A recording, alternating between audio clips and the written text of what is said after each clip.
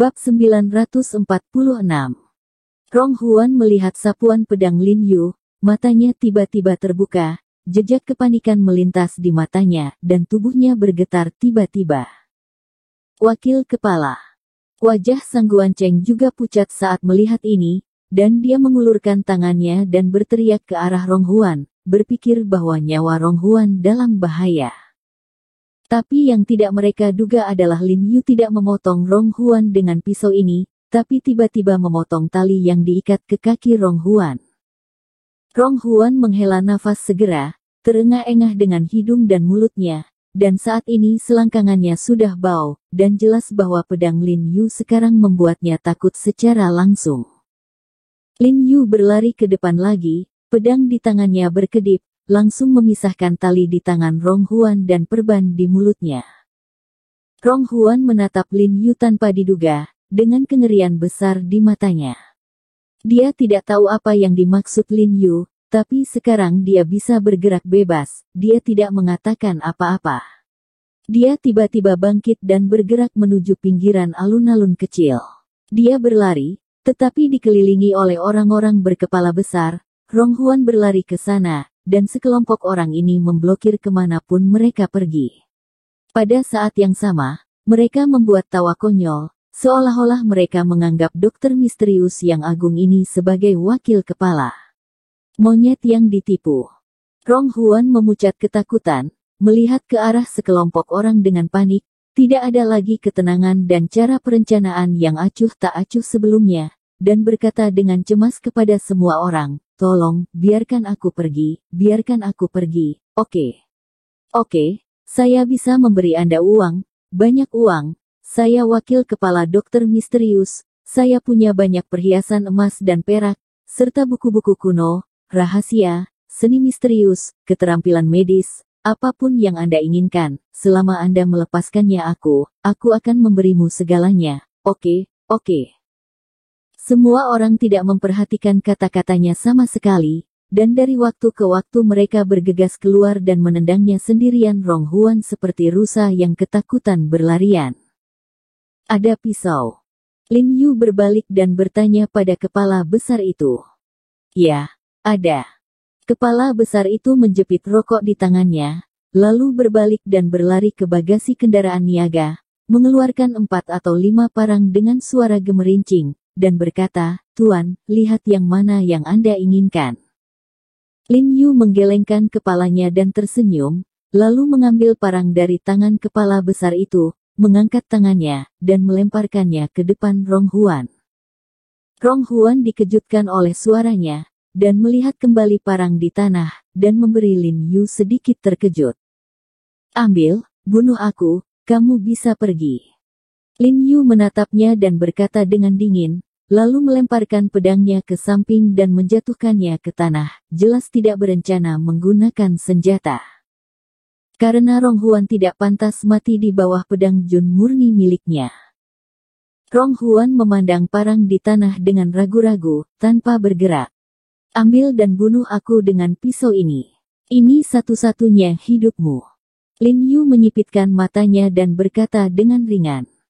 Mendengar kata-kata Lin Yu, Rong Huan menggertakkan giginya dengan penuh semangat, lalu memerah matanya, mengambil parang di tanah, memegang pisau di kedua tangan, mengangkatnya tinggi-tinggi, dan bergegas menuju Lin Yu dengan kecepatan tinggi. Namun, dia hanyalah orang biasa, dan pisau ini hampir tidak mengancam Lin Yu.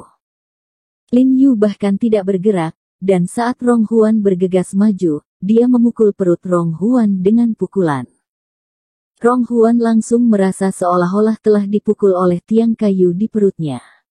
Rasa sakit yang luar biasa datang darinya. Dia terbang dan menghantam tanah, dan pisau di tangannya bergemerincing. Jatuh ke tanah. Hahaha. Ketika gangster di sekitarnya melihat ini, mereka tertawa terbahak-bahak, suara mereka sinis. Jejak rasa sakit melintas di wajah Rong Huan, matanya merah, dan dia menyeka darah dari mulutnya. Hatinya terasa tidak nyaman seperti luka pisau. Wakil kepala agung dari dokter misterius itu, duduk di atas kekuasaan, uang, dan status, bahkan di Sen Han Hai. Seluruh huaxia dapat dikatakan memanggil angin dan hujan, tetapi saat ini, di desa bobrok di kota, biarkan gangster kecil mengejek dan tertawa. Lin Yu menendang parang di tanah lagi dan berkata dengan dingin, "Ayo." Wakil kepala. Saat Sang Guanceng melihat wakil kepalanya dipermalukan, dia merasa dipenuhi anak panah dan kesedihan yang tak terkatakan. Dia berteriak pada Lin Yu, "He Jiarong, jika kamu berani menyentuh wakil kepala kami para dokter yang mendalam akan menggunakan semua kekuatan mereka untuk menghancurkanmu. Apa menurutmu aku hanya akan membunuh Rong Huan sendiri?" Lin Yu tidak menoleh ke belakang, berdiri membelakangi Sang Guanceng, dan berkata dengan dingin, "Suanyimen, cepat atau lambat dia akan dihancurkan." Sang Guanceng sepertinya telah mendengar arti kata-kata Lin Yu, dan dia mencibir dan berkata dengan dingin, "He Jiarong, kamu benar-benar kewalahan. Tahukah kamu dengan siapa kita bersekutu?" "Saya tidak tahu, saya tidak ingin tahu." Lin Yu berkata dengan ringan, "Bahkan jika saya telah membentuk aliansi dengan Kaisar Langit dan Buddha Tathagata, saya masih ingin menghancurkan kalian semua." Kerumunan itu tertawa ketika mendengar kata-katanya. "He Jiarong, kamu akan menyesal." Sang Guanceng mengertakkan gigi dan berteriak, "Cepatlah, kataku, membunuhku adalah satu-satunya kesempatanmu untuk hidup." Lin Yu mengabaikan Sang Guanceng dan mendesak Rong Huan ke tanah. Rong Huan mengerutkan mulutnya, dan tiba-tiba mengeluarkan suara gemuruh di tenggorokannya. Dia meraih parang di tanah lagi dan berlari menuju Lin Yu. Pada saat ini, Sang Guanceng di kejauhan bergegas menuju Lin Yu dengan jejak kekuatan terakhir, dan pada saat yang sama mengeluarkan segenggam besar cinabar dan kertas kuning di tangannya dan melemparkannya ke arah Lin Yu. Bum-bum. Ada suara keras, dan jimat kuning meledak di udara setelah beberapa bola api kecil meledak. Mereka menyala dengan "hu" setelah menyentuh bubuk cinabar di udara, dan mereka bergegas menuju Lin Yu, seolah-olah berlumuran darah. Binatang dengan mulut besar itu hendak menelan Lin Yu seketika. Tapi Lin Yu hanya menarik napas, dan kemudian memuntahkan seteguk air. Nyala api besar langsung menghilang tanpa bayangan. Dan Sang Guanceng, yang bergegas ke belakang api, sudah menukik ke depan, memegang belati hitam di tangannya dan membanting ke arah Lin Yu. Pengadilan kematian. Ekspresi Lin Yu menjadi dingin, dan dia meraih tangannya, memutar dengan keras, dan membanting ke belakang, menusuk belati hitam di punggung tangannya, langsung ke perutnya. Tubuh Sang Guanceng bergetar sesaat, dan dia terhuyung-huyung dan jatuh ke tanah. Lin Yu menendangnya keluar dengan tendangan.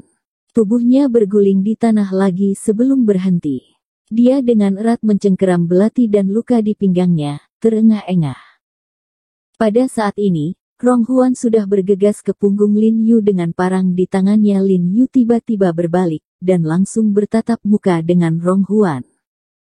Saat Rong Huan melihat wajah seperti es Lin Yu, tubuhnya gemetar ketakutan, dan parang di tangannya jatuh ke tanah dengan keras. Segera setelah itu, dia berlutut di tanah sambil terengah-engah, menangis sesaat, dan memohon, "Tolong, biarkan aku pergi, tolong." Wakil kepala. Di kejauhan, wajah Sang Guanceng berubah seketika saat melihat adegan ini, dengan darah hitam dan merah mencuat dari mulutnya, dan Chong Rong Huan dengan mulut terbuka dengan susah payah membujuk, "Martabat dokter misterius. Jangan kehilangan martabat." Lin Yu juga tidak menyangka bahwa wakil kepala dokter misterius yang bermartabat akan mengambil inisiatif untuk berlutut. "Aku tahu hari ini, kenapa repot-repot?" Lin Yu berkata dengan suara dingin. "Aku salah, aku tahu itu salah. Maafkan aku, maafkan aku." Hati Rong Huan benar-benar hancur saat ini, meraih kaki celana Lin Yu dan menangis, memohon, "Tolong, biarkan aku. Biarkan aku pergi. Apa yang kau inginkan, aku bisa memberi kamu. Menyisihkanmu." Lin Yu menatap langit malam di kejauhan, dan berkata dengan ringan, "Lalu siapa yang melepaskan ribuan nyawa yang meninggal? Siapa yang melepaskan kesedihan, penyesalan dan kesedihan anggota keluarga yang menjalani kehidupan ini. Rong Huan segera menangis lebih keras ketika dia mendengar ini, dan suaranya sangat panik. Ambil pisaunya atau mati dengan tenang. Lin Yu berkata dengan dingin. Rong Huan masih terus menangis dan mendesis memohon. Wajah Lin Yu menjadi dingin, dan dia menekuk kakinya dengan tiba-tiba, dan membanting lutut ke dada Rong Huan.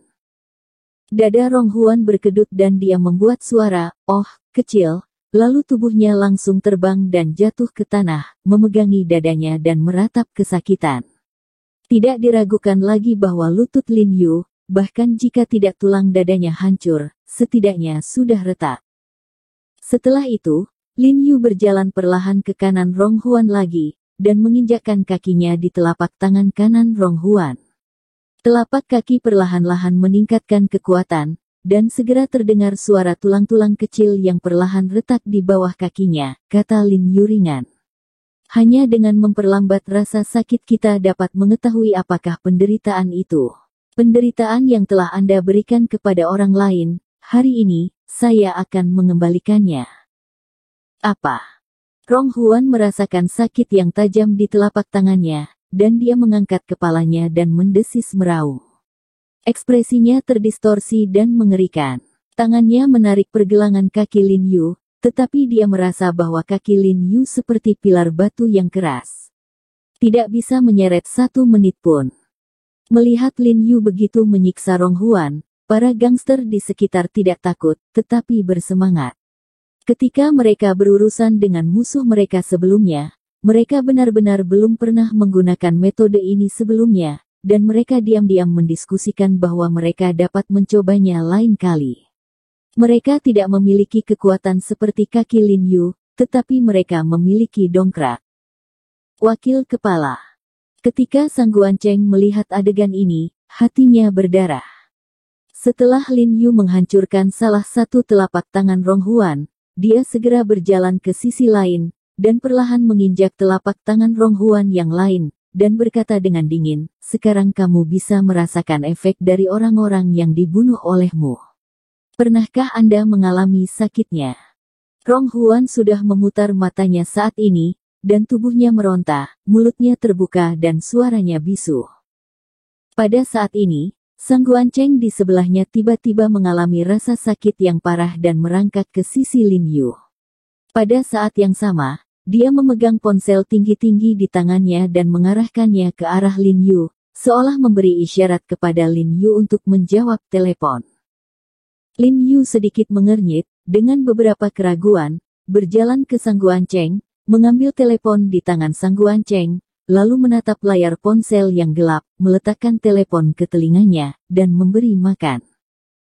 Lin Yu awalnya mengira itu Yuan He dan yang lainnya, tetapi yang mengejutkan, suara lama datang dari ujung telepon yang lain. "Hei, He Jiarong, kan?"